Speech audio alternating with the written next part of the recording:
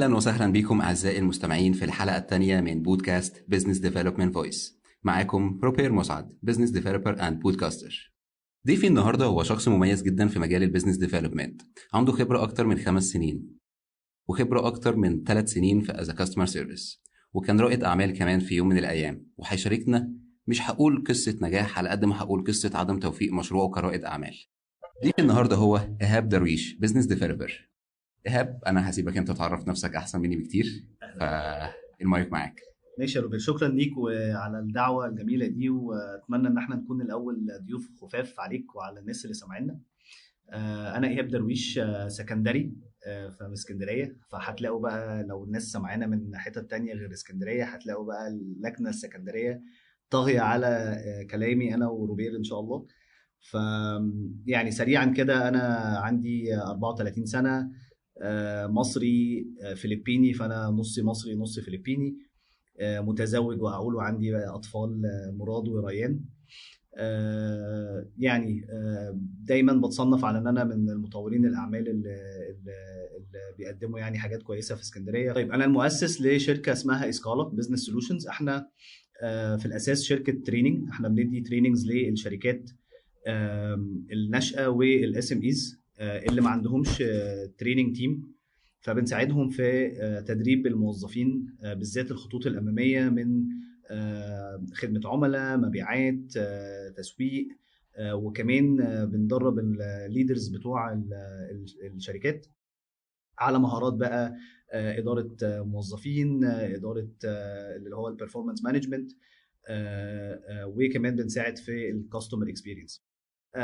مع سكالا في خلال 5 سنين قدرنا نخدم شركات كتير في اسكندريه، منها شركات اي تي، وبرضه في القاهره اشتغلنا مع ستارت ابس حجمها صغير وحجمها كبير. فعلى سبيل المثال ادينا تريننجز لاو ال اكس ودوبيزل. اشتغلنا مع فودافون، اشتغلنا مع شركه اسمها برايت سكايز، هي اللي عامله اول عربيه سيلف دريفن في مصر. يعني بنساعد يعني الشركات اللي في الليفل ده ان هم يعرفوا يقدموا يعني نقدم لهم خدمات تدريبيه. وعلى صعيد اخر برضو بنشتغل على بزنس كونسلتيشنز لرواد اعمال وشركات ناشئه في مراحل اللي هي بقى في البدايه خالص. بنساعدهم في البيزنس موديلنج بتاعهم، بنساعدهم في البيزنس ديفلوبمنت، بنساعدهم ازاي يعرفوا يجيبوا ليدز، بالذات لو هم شغالين بي تو بي. وعندنا برودكت لسه مخلصينه، يعني لسه مخلصين السايكل الاولانيه منه، ماستر كلاس للبيزنس ديفلوبمنت. بنعلم فيه الناس ازاي يعملوا بروسبكتنج ويجيبوا بزنس تو بزنس ديلز يعني. وعلى صعيد اخر، انا البيزنس ديفلوبمنت مانجر لشركه اسمها روبيكال، هي من اكبر شركات السوفت وير اللي موجوده في مصر. والحمد لله برضو عملنا شويه ارقام لطيفه خلتنا نتحط على التوب 10 لينكدين ستارت ابس في مصر. بس ده كده باختصار. حلو جدا يا إيهاب، كل الإنجازات اللي أنت عملتها دي، تعالى بقى عايزين نعرف لكل حد بيسمعنا إيه الخطوات اللي كانت بتساعدك إنك تعمل كده. بس تعالى نبدأ كده بشكل منظم. ليه البيزنس ديفلوبمنت؟ ليه اخترت المجال ده بالذات؟ والله المجال انا ما اخترتوش بيزد على دراسه اكاديميه او دراسه تقول ان انا في الاخر هروح لمجال البيزنس ديفلوبمنت. هي شويه حاجات كده يعني بتتراكم على بعض بتخليك توصل لان انت تكون بزنس ديفلوبمنت. فخليني اقول ان البيزنس ديفلوبمنت هو اللي جابني، يعني هو اللي جر رجلي في الاخر. انا بحكم ان انا كنت شغال في مجال خدمه الكاستمر سيرفيس في فودافون، فده كان مطور عندي شويه الكوميونيكيشن سكيلز بتاعتي، بعرف اتواصل مع الناس بشكل جيد. بحكم ان انا اشتغلت في فودافون فتره 7 سنين، فده اداني حاجه اسمها البيزنس اكيومن، ان انا اكون فاهم الشكل الهرم الوظيفي في الشركات بيبقى عامل ازاي. اشتغلت على مشاريع برضه في فودافون، فده ساعدني ان انا افهم يعني شكل المشاريع والستيك هولدرز اللي فيها. فخلاني عندي ما يطلق عليه البيزنس اكيومن، او خليني اوضحها بالعربي، يعني البيزنس اكيومن اللي هو معرفة نظام البيزنس، يعني ايه اللي بيدور ورا البيزنس من جوه يعني. حلو جدا. بس لما سبت فودافون او خدت القرار يعني ان انا اسيب فودافون، وده كان قرار مش سهل يعني. لقيت ان من اكتر الوظائف اللي بتطلب هو البيزنس ديفلوبمنت. والتايتل نفسه شدني لان الاسم مش دارج قوي على وقتها يعني على جيلي.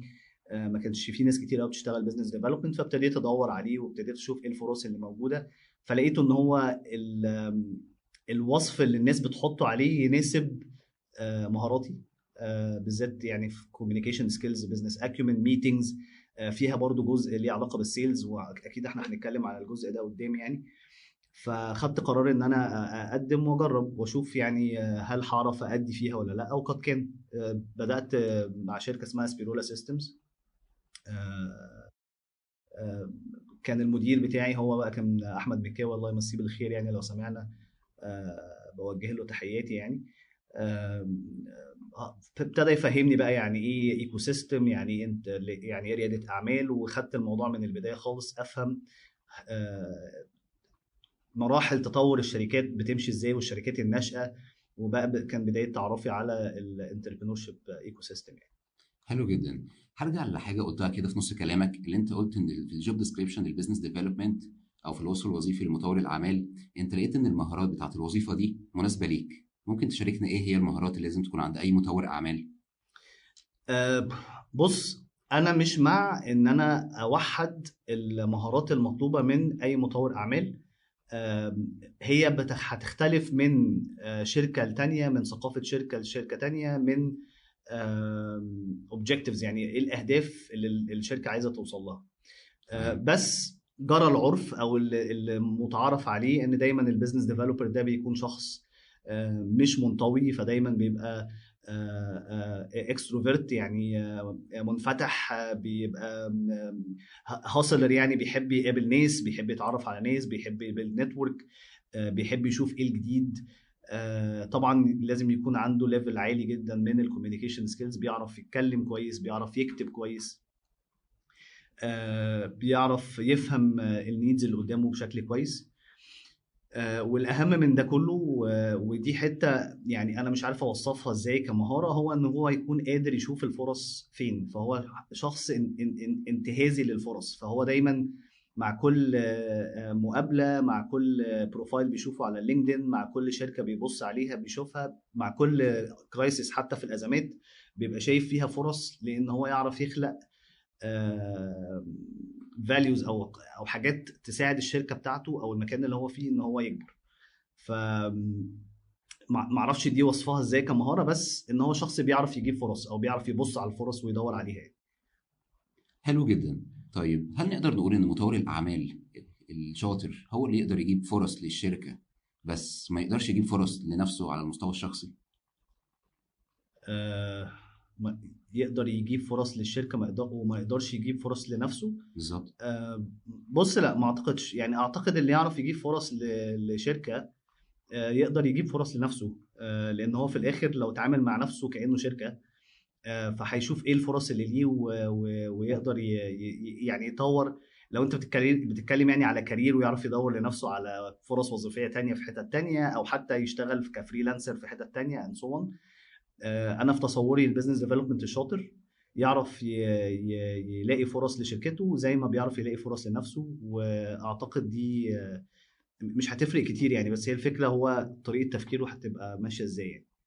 حلو جدا. طب هو ليه في مصر دايما بيبقى فيه خطأ شائع ان هم بيقولوا على البيزنس ديفلوبر اللي هو سيلز، ولما بيبقوا كاتبين في الجوب تايتل لما بييجوا يعملوا اناونسمنت على فاتحين كل وظيفه ما، بتلاقي الجوب ديسكريبشن ميال للسيلز اكتر، ولما بتروح الانترفيو بيبقى بيقول لك انت عليك تارجت. فهل ده صح؟ وهل المفروض اي حد بيكون مقدم على بيزنس ديفلوبر يوافق على ده علشان يشتغل ويكون هو اسمه بيزنس ديفلوبر لكن هو في الحقيقه سيلز؟ طيب بص، ده ليه طبعا خناقات كتير الناس بتتخانق فيها. هل البيزنس ديفلوبر اصلا سيلز ولا لا؟ هل ادواره بتندرج تحتها ادوار بيعيه ولا لا؟ انا في رايي الشخصي ان على عكس اغلب اللي البيزنس ديفلوبرز بيقولوه، انا بقول ان البيزنس ديفلوبمنت المفروض يبيع. وده عكس، يعني لو في ناس بزنس ديفلوبرز دلوقتي هيسمعوني هيعترضوا يعني ان انا بقول ده، بس خليني اقول انا وجهة نظري ايه يعني. اول حاجة، الموضوع الخناقة دي ليها كذا سبب. اول سبب وهرجع كده بالوقت لان انا مره كنت فاتح بوزيشن سيلز على موظف، وكنت كاتب ان التايتل بتاع البوزيشن سيلز ريبريزنتيف. تمام. تمام. فاللي انا عايزه حد ياخد مني الليدز ويقفل الديل. تمام. فوقتها ما حدش قدم، يعني عدد الناس اللي قدموا قليل جدا. فالاكونت مانجر بتاع موظف، مش هقول اسمه يعني، قال لي بص، البرفورمانس بتاع البوست قليل، وده غالبا سببه ان البوست مكتوب عليه سيلز، والناس دلوقتي بقت شايفه ان بوزيشن السيلز حد بينزل بيدور بيخبط على بيبان الناس، بيعمل مكالمات كتير وما اعرفش ايه وبتاع. فالامبريشن بتاع الناس على المسمى الوظيفي ده ما بقاش كويس. تمام. فرشح وقال لي هنغير اسم البوزيشن لبزنس ديفلوبمنت. قال لي من الاخر ده كده هيكون الاسم الشيك للوظيفه اللي انت بتدور عليها يعني. وقد كان قلت له طب تعالى نجرب، مع ان انا كنت معترض على الطريقه يعني. قلت له تعالى نجرب، فغيرنا الاسم بس، مع ان احنا سيبنا بقيه الوصف الوظيفي ليه كسيلز. العدد الناس اللي بتقدم زاد 300% تقريبا يعني. بس عشان غيرنا المسمى الوظيفي. وبالتالي ده زي ما هو حصل معايا فهو بيحصل مع كل الامبلويرز. اي حد بيكون بيدور على سيلز فالناس ما بتقدمش، يغير يخليها اسمها بزنس ديفلوبمنت فالناس بتقدم. فده انا شايف ان هو ده تصرف خاطئ من الامبلويرز اول حاجه. تمام. ده مش صح ان هو يحصل، وده هيسوق سمعه البيزنس ديفلوبمنت في المستقبل قدام، ان هو برضو هيبقى الامبريشن بتاع البيزنس ديفلوبمنت ان هو سيلز. انا مش قصدي ان السيلز حاجه وحشه، بس ده عامه يعني اللي بيحصل في الماركت يعني. انا بقى ليه شايف ان السيلز ان البيزنس ديفلوبمنت جزء من شغله ان هو اوقات هيحتاج ان هو يقفل ديلز. مبدئيا كده، في طبعا لو التارجت اللي احنا بنتكلم معاه ناس اغلبها شركات ناشئه، فغالبا حجم التيم صغير. يعني حجم التيم في الشركات الناشئه احنا بنتكلم ما بين مثلا 5 ل 50، فغالبا مش هيبقى فيه ديبارتمنت سيلز وديبارتمنت ماركتنج وديبارتمنت بزنس ديفلوبمنت. تمام. فبالتالي الشركه الناشئه هتستعيد عن ان يبقى فيه ديبارتمنت سيلز وماركتنج وبزنس ديفلوبمنت ان هي تجيب حد انا بسميه فول ستاك بزنس ديفلوبر. يعني بياخد السايكل من البدايه للنهايه، بياخد السايكل من اول ما هو بيعرف. انا بتكلم كمان في البي تو بي، لان انا يعني دايما انا بتكلم في المجال بتاع البيزنس تو بيزنس، يعني شركات بتبيع لشركات. حلو جدا. فلو انت بتسمعني بتشتغل في شركه ديجيتال ماركتنج، بتشتغل في شركه سوفت وير، بتشتغل في شركات كووركينج سبيس زي مثلا برايفت، فانا بشتغل بي تو بي. ففي الغالب مش هيبقى عندي ديبارتمنت اسمها سيلز، مش هيبقى عندي ديبارتمنت اسمها ماركتنج. فبالتالي بجيب حد اسمه بزنس ديفلوبر بيعرف يلعب ادوار عده ما بين سيلز وماركتنج، ويعمل ريسيرش ويعرف الناس بالمنتج والخدمه بتاعتي ويقفل الديل معاهم. وكمان اوقات بيخش فيه ادوار ليها علاقه بالاكونت مانجمنت، فان هو بيحافظ على علاقات العملاء. حلو جدا. تمام. ففي الحاله دي انا كبزنس ديفلوبر هقفل سيل. تمام. قفله السيل دي سيلز، يعني دي في حد ذاتها هو طبيعي، يعني الطبيعي بتاع اي حد سيلز. بس انا بعمل حاجات قبلها وبعمل حاجات بعدها. تمام. فمش من الصح ان انا اقول ان البيزنس ديفلوبر سيلز بس. لو انا جايبه كبزنس ديفلوبر انا محتاج ابقى فاهم ان ادواره بيبقى ليها حاجات ليها علاقه بالريسيرش، وان هو يبروسبكت الليد يعمل شويه شغل الماركتير قبل السيلز، وكمان يعمل شويه شغل ليها علاقه بان هو يكيب الكلاينت بعد كده، ويعمل الكاستمر سكسس بتاعه ويخليه مع الشركه ويحافظ على علاقته وهكذا. وده دور اسمه كاستمر سكسس او اكونت مانجمنت. فهو بيلعب ادوار كتيره، مش بس سيلز. فاهم؟ فانا مش مع ان هي تبقى متحدده ان البيزنس ديفلوبر سيلز. لا، هو بيعمل شويه حاجات قبل وبيعمل شويه حاجات بعد، واوقات كمان بيانلايز وبيبنتريت ماركتس جديده وبيسجست ان احنا نعمل برودكتس جديده and so on. حلو جدا. طيب هنا هسألك سؤال جه في بالي من خلال كلامك. هل البيزنس ديفلوبر دور بيكون مهم في الستارت ابس اكتر من الشركات الكبيره او الشركات المتوسطه؟ وهل بيبقى في شركات معينه على حسب حجمها بيبقى احتياجها للبيزنس ديفلوبر ده بيزداد اهميته او بيقل اهميته على حسب حجم الشركه؟ بص، انا مش مع ان احنا نقارن ما بين يعني مش منصف ان احنا نقارن ستارت اب بشركات كبيره. تمام. الدور هنا مهم والدور هنا مهم.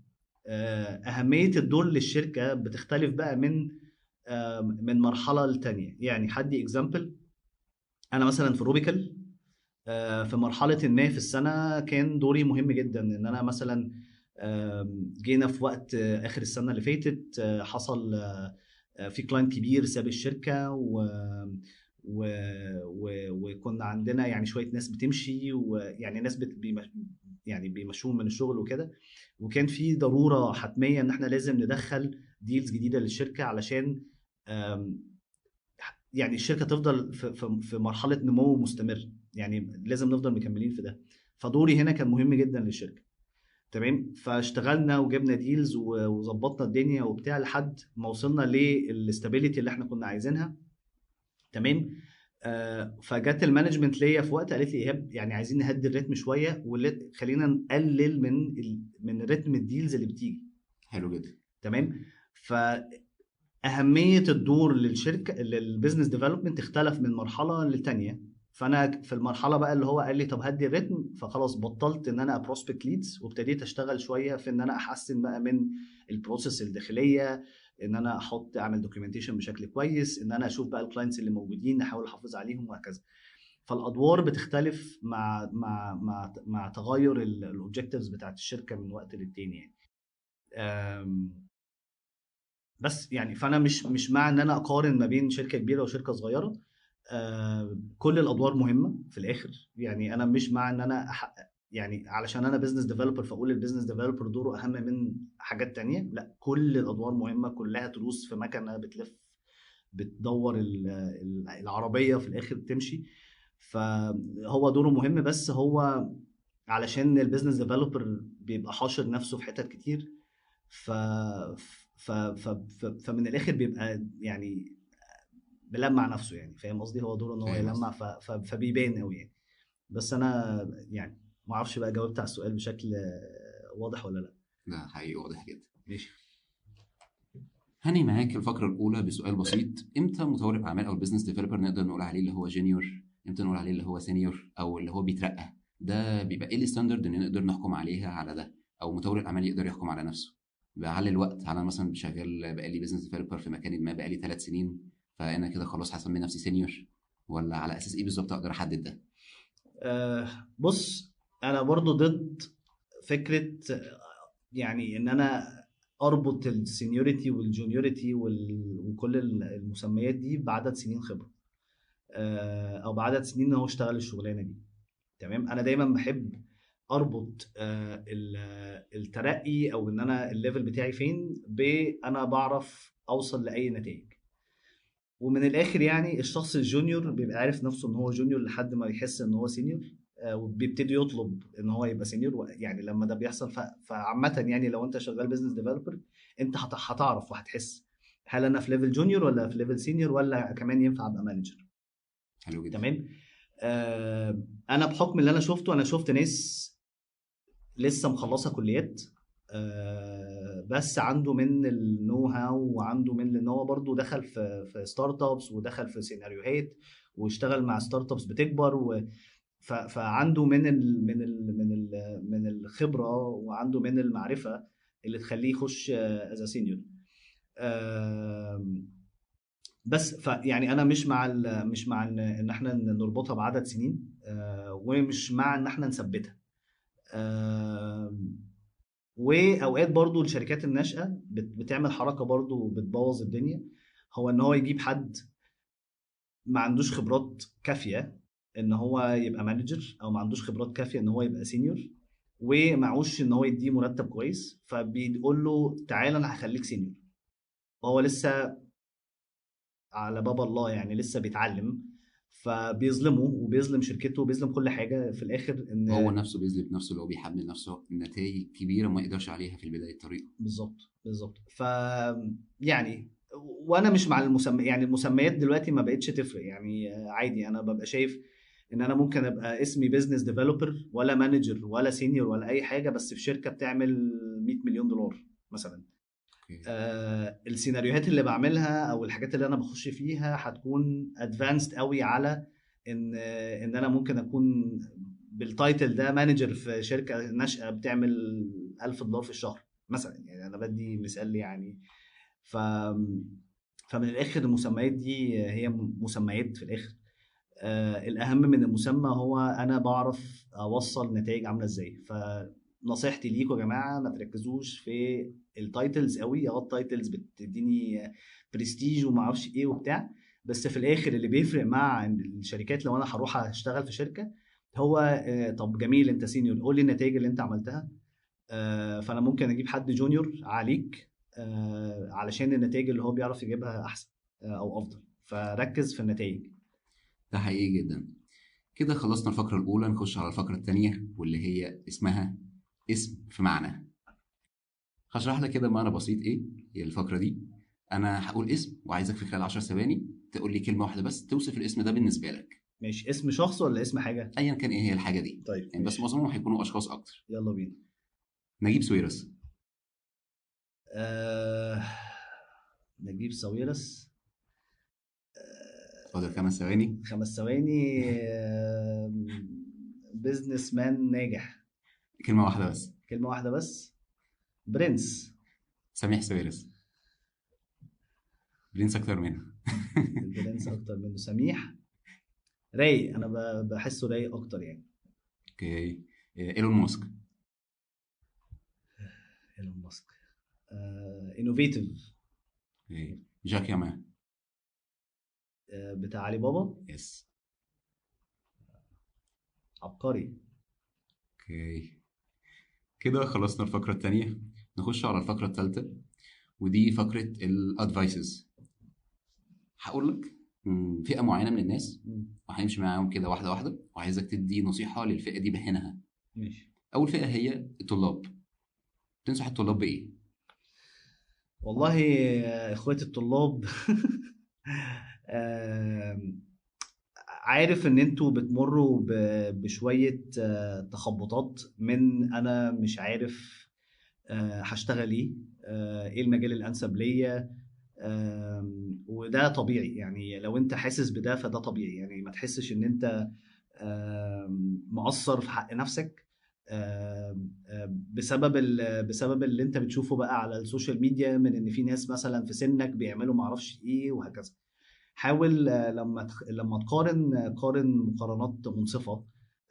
لان انت ما تعرفش الباك جراوندز بتاعت الناس دي ايه. يعني مثلا لو انت شفت واحد في سنك مثلا التحق بشركة ما او فتح شركة او بيكسب ارقام معينة، ما تخليش المقارنة بس معاه علشان هو في نفس سنك. لا، لو هتقارن قارن بقى بكل حاجة يعني. شوف أهله عاملين إزاي، شوف الشبكة بتاعته عاملة إزاي، وهكذا. ممكن أهله يكونوا أصلا رواد أعمال ورجال أعمال وفي البيت بيتكلموا كلام كله بيزنس، فبالتالي هو اتعلم منهم الحاجات دي.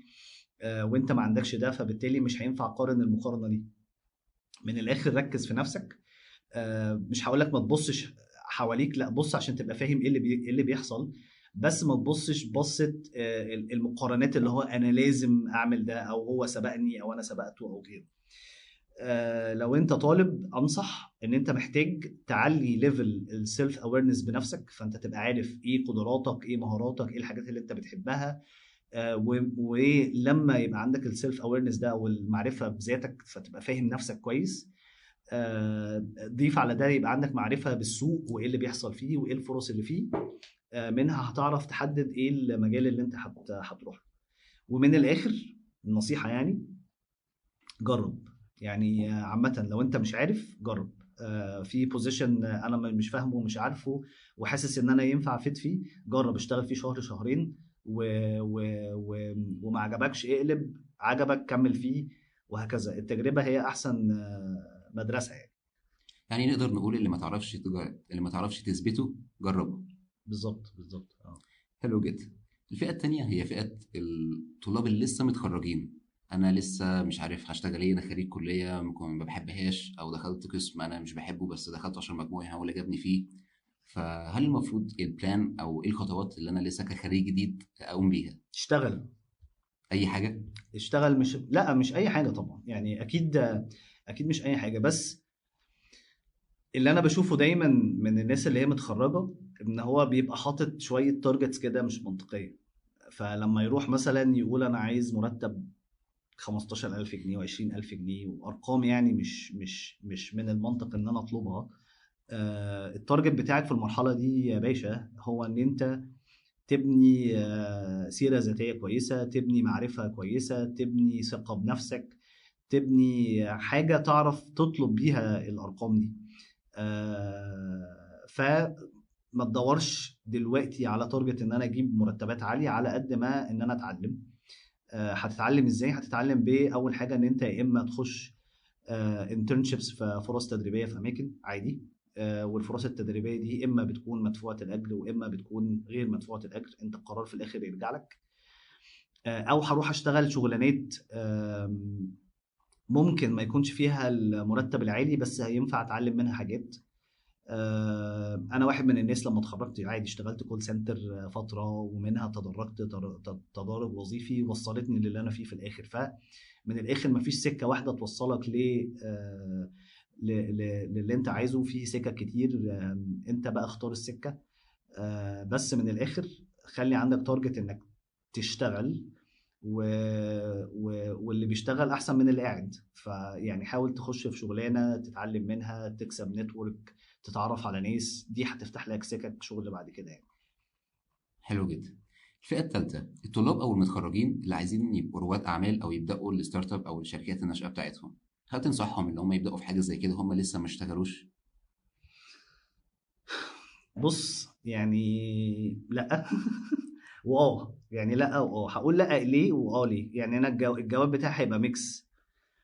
لا علشان لو انت هتفتح بيزنس او هتبقى رائد اعمال وفاكر ان انت هتبقى مارك زوكربيرج ولا هتبقى سويفل اللي جاي، فانا بقول لك لا، ما تفتحش. ليه؟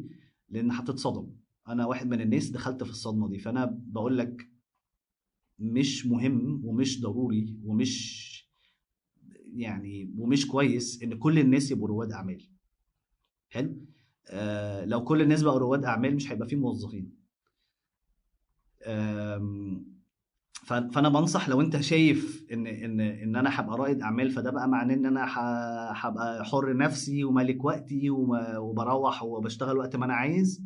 الكلام ده مش صح. لا، انا كرائد اعمال وكل رواد الاعمال طبعا اللي بيشتغلوا وروحوا اسالوهم يعني ان دي طبعا معلومه مغلوطه. انا كرائد اعمال انا بشتغل طول الوقت وكل الوقت، وبشتغل وقت اكتر بكتير جدا من ان انا اكون موظف، جدا فوق ما انتم متخيلين. يعني ممكن تشتغل 15 و16 و17 ساعه علشان انت ما عندكش فلوس تعين ناس عندك. فانت بتشتغل محاسب وبتشتغل قانوني وبتشتغل خدمة عملاء وبتشتغل كل حاجة لحد ما تبني فريق يعني. فما حدش ينخدع باللي بيظهر قدامه من حاجات بيشوفها عن رواد اعمال. الناس دي حرفيا اتمرمطت علشان خاطر توصل اللي هي واصله له. فلو انت متخيل ان الطريق سهل والسكه سهله، لا، انا بقول لك الطريق مش سهل ومش سهله، خصوصا لو انت متخرج فما عندكش من الخبرات اللي تخليك تعرف تأدي الادوار دي كلها بشكل كويس.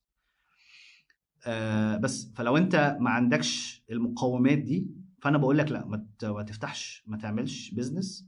اشتغل في شركات، اتعلم، وبعد كده افتح زي ما انت عايز، انا ما عنديش مشكله في ده.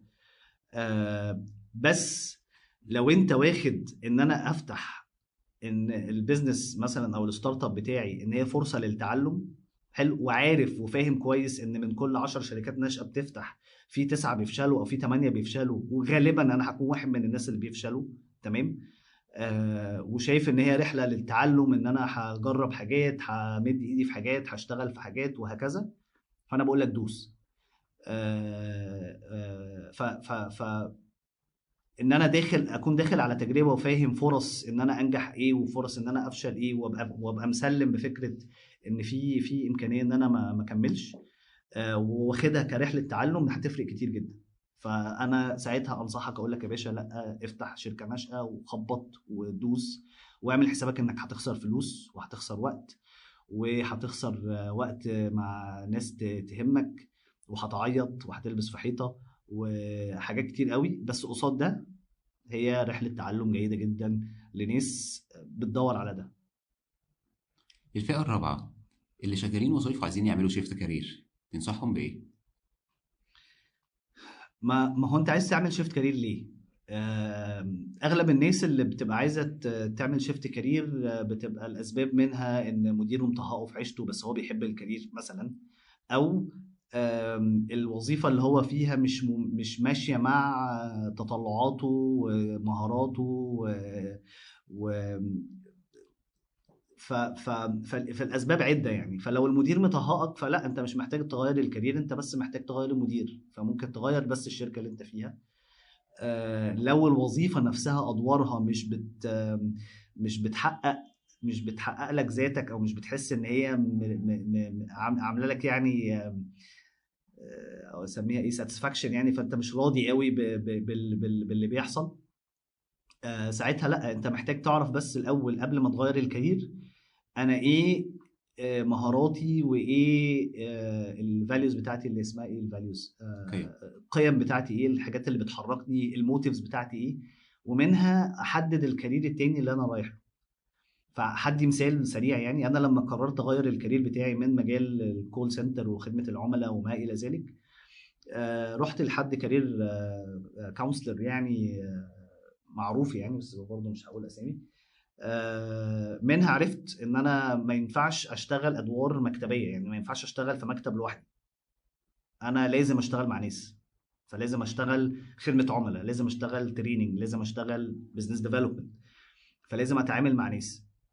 فلو انت ما وصلتش لمرحله انك عارف او انك عارفه ايه مهاراتي، ايه الحاجات اللي انا شاطر فيها، ايه الحاجات اللي انا بحبها، هنا مشكله. فما تاخدش يعني خطوه الكارير شيفت غير لما ابقى عندي سيلف اويرنس بنفسي، و اويرنس بالماركت، يعني ابقى عارف ايه اللي بيحصل في الماركت، وايه الادوار الرولز اللي موجوده والوظائف اللي موجوده في الماركت، ومنها اخد قرار ان انا اغير الكارير يعني. الفئة الخامسة والأخيرة، أنا ماليش أكل عيش في مصر، أنا هسافر وأعمل فلوس بره، مم. تنصحهم بإيه؟ آه ما هو برضه انت بتقول كده ليه يعني؟ برضه يعني لو انت بتقول ده كنوع من انواع الاستيريوتايب او الكليشيه، كليشيه اللي كل الناس بتقوله، فانا بردد كلام انا بقى سامعه من ناس حواليا، فلا يبقى انا بقول لك لا، انت محتاج ستيل تجرب تنزل في الشارع وتجرب وتشوف. مصر مليانه فرص الصراحه يعني. وفي ناس، انا ببقى شايف ان في ناس قعدت في مصر عرفت تكبر نفسها وعرفت تعمل بيزنس وعرفت تعمل لنفسها كارير ومستقره، وفي ناس سافرت ما عرفتش تعمل ده، والعكس صحيح يعني. في ناس برضو قعدت وعماله تقول انا عايز اسافر، انا عايز اسافر، انا عايز اسافر، ولما سافر اتمرمط يعني. بقى بيشتغل اي شغلانه، بقى بيغسل صحون، بيغسل معرفش ايه and so on، وفي الاخر مش واصل للاستقرار اللي هو عايزه، فاهم؟ فربط السفر بان انا هبقى مستقر او ان انا هكون في حالة افضل ده مش صح. انا مش شايف ده. انا كايهاب انا ضد السفر اصلا. ليه؟ لان انا قيمي او مبادئي او الحاجات اللي بتحركني هي قيم عائليه، فانا لازم ابقى قريب من العيله. فبالتالي بالنسبه لي السفر صعب. حد تاني هيبقى شايف ان السفر فرصه للنجاه. يعني في ناس برضو مش هدي امثله قوي، بس في ناس بتتعرض لقهر في بيتها وما اعرفش ايه وبتاع، فبالنسبه لها السفر فرصه لان هي تنجو من اللي بيحصل في البيت عندها. انا مش هحكم على ايه اللي المفروض انت تعمله، بس ما ينفعش ابقى باصص للسفر ان هي دايما فيها فرص لنجاح او فرص افضل من هنا خالص. بالعكس، اوقات لناس معينه مصر بالنسبه له افضل. فانا شايف ان مصر فيها خير كتير، فيها فرص كبيره جدا للتطور والنمو احسن من بره. بس انت بس محتاج تفهم تاني نفسك، محتاج تفهم قدراتك وانا قادر اعمل ايه واقدم ايه، واحط لنفسي اهداف وابقى فاهم السوق فيه ايه. فانا لو مش فاهم السوق في ايه، فانا مش عارف الفرص فين، فانا مش عارف اربط مهاراتي واللي عندي بالسوق، فبالتالي مش عارف الاقي فرص. نفس الشيء هيحصل لو سافرت، خلي بالك يعني، لو انت ما عندكش المعرفة بقدرات نفسك، لما تسافر بره نفس الشيء هيحصل لك، انت مش هتبقى عارف توظف المهارات دي بوظائف وفرص بره. فالمشكلة هتفضل قائمة، هتبقى هناك في نفس دوامة ان انا مش عارف الاقي شغل، مش عارف أو اسوق نفسي بشكل جيد وهكذا، فهتتبهدل بره. ف... فالنصيحة تاني، خلي عندك يعني، أنا المعلومة دي يمكن قررتها اكتر من 5 مرات: اعرف نفسك، اعرف مهاراتك، اعرف الفاليوز بتاعتك، اعرف السوق فيه ايه، اعرف الفرص فين، بعد كده خد قرار اذا كنت هتكمل في مصر ولا تسافر. حلو جدا. انا نفسي استفدت من النصايح دي. استاذنك في اخر الحلقه، عايزين كود انت بتؤمن بيها. أه بص، يعني مفيش كود انا هقولها لحد، يعني انا في حاجه انا ماشي بمبدأ في الحياه يعني: trial and error is the best school. يعني التجربه هي افضل مدرسه في الحياه. طول ما انت حاطط او حاصر نفسك في اوهام، حاجات ممكن تحصل في المستقبل ومشاكل داخليه عندك من حاجات حصلت قبل كده، فانت مش عارف تاخد قرار تجرب ولا لا. انا بقول لك لا، جرب. التجربه هي افضل مدرسه وافضل حاجه تسكت اي شكوك. ف... فما تاخدش بكلام ناس حواليك، حتى كلامي اللي انا بقوله لك ده ما تاخدش بيه، انا بقول لك ما تاخدش بكلامي غير لما تجرب. بس فده الكود بتاعتي يعني. شكرا جدا ليك يا ايهاب، مبسوط انك كنت معايا النهارده، وان شاء الله ما تكونش اخر مره. حبيبي يا روبرت. شكرا جدا ليكم اعزائي المستمعين، واتمنى تكون الحلقه عجبتكم.